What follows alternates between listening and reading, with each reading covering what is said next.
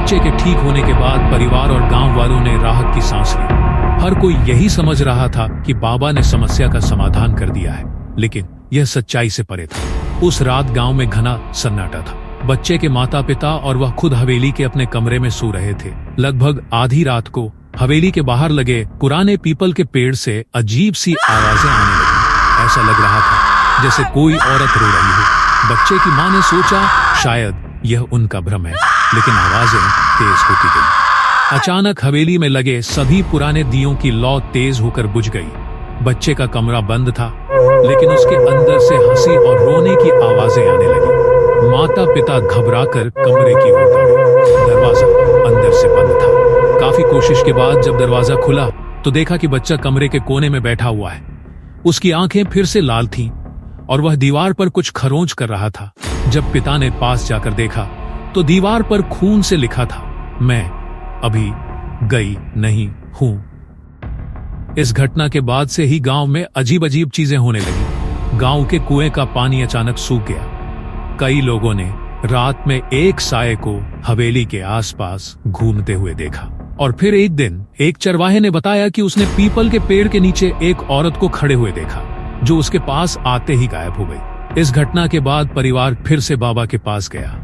बाबा ने बताया कि चुड़ैल की आत्मा को पूरी तरह से शांत नहीं किया गया है, वह सिर्फ कुछ समय के लिए दबाई गई थी।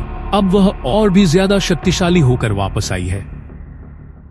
बाबा ने चेतावनी दी कि यह आत्मा अब सिर्फ परिवार के बच्चे को ही नहीं बल्कि पूरे गांव को निशाना बना सकती है।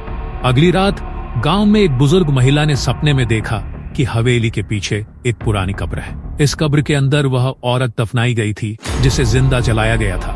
जब यह बात गांव वालों को पता चली तो उन्होंने मिलकर उस जगह की खुदाई करने का निर्णय लिया। खुदाई के दौरान वहां से एक टूटी हुई चूड़ियों की माला, राख और एक छोटा सा मिट्टी का खिलौना मिला। ये उस औरत का प्रतीक था जिसे गर्भावस्था में जलाया गया था। गांव के बुजुर्गों ने बताया कि इस खिलौने का मतलब है कि वह अपने बच्चे की मौत का बदला अभी तक पूरा नहीं कर पाई है। बाबा ने सुझाव दिया कि इस आत्मा को शांत करने के लिए पूरे गांव को एकजुट होकर हवन और प्रार्थना करनी होगी। लेकिन हवन शुरू होते ही हवेली से चीखने चिल्लाने की आवाजें आने लगी। तभी अचानक बच्चा फिर से वहां आ गया और वही खौफनाक आवाज ने बोला, मुझे शांति नहीं चाहिए, मुझे न्याय चाहिए, मुझे शांति नहीं, मुझे न्याय चाहिए। हवन की अग्नि के तेज होते ही बच्चे के शरीर में मौजूद आत्मा ने पूरे गांव को भयभीत कर दिया। उसकी आवाज पूरे गांव में गूंज रही थी और ऐसा लग रहा था जैसे हवेली की दीवारें भी इस गुस्से से कांप रही हों। चुड़ैल ने चीखते हुए कहा, मुझे शांति नहीं, मैं वह न्याय चाहती हूँ जो मुझसे और मेरे अजन्मे बच्चे से छीना गया। मैं तब तक नहीं जाऊंगी जब तक मेरा बदला पूरा नहीं होता। बाबा ने गहरी सांस ली और बोले, यह आत्मा तब तक नहीं जाएगी जब तक उसे न्याय न मिले। हमें उसके दर्द को समझना होगा और अपनी गलती स्वीकारनी होगी। यह सुनकर गांव वाले असमंजस में पड़ गए। जमींदार के वंशज और गांव वालों ने अपने पुरखों की गलतियों को स्वीकारने में संकोच किया, लेकिन बच्चे की हालत देखकर उन्हें यह करना पड़ा। गांव के सभी लोग उस पुरानी कब्र के पास इकट्ठा हुए जहां से राख और खिलौना मिला था।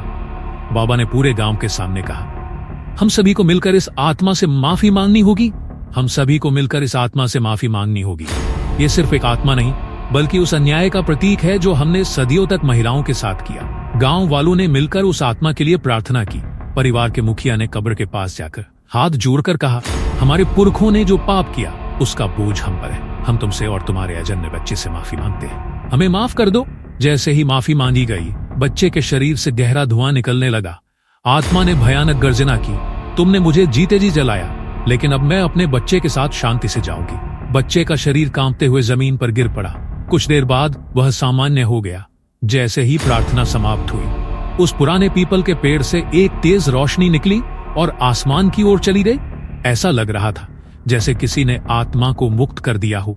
बाबा ने कहा, अब यह आत्मा शांति से जा चुकी है, लेकिन याद रखना, अन्याय कभी भी बिना हिसाब के नहीं रहता। गांव में धीरे धीरे सब कुछ सामान्य हो गया, लेकिन यह घटना हर किसी के दिल और दिमाग पर गहरी छाप छोड़ गई। गांव वालों ने फैसला किया कि अब किसी भी स्त्री, किसी भी इंसान के साथ अन्याय नहीं होने देंगे।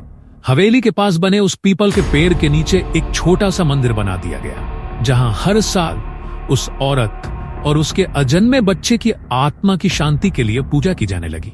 यह कहानी यहीं खत्म होती है, लेकिन यह याद दिलाती है कि हमारे पूर्वजों के कर्म हमें पीछा करते हैं। न्याय और करुणा की राह कभी मत छोड़ो, वरना इतिहास के पाप हमारी वर्तमान पीढ़ियों को भी सजा दे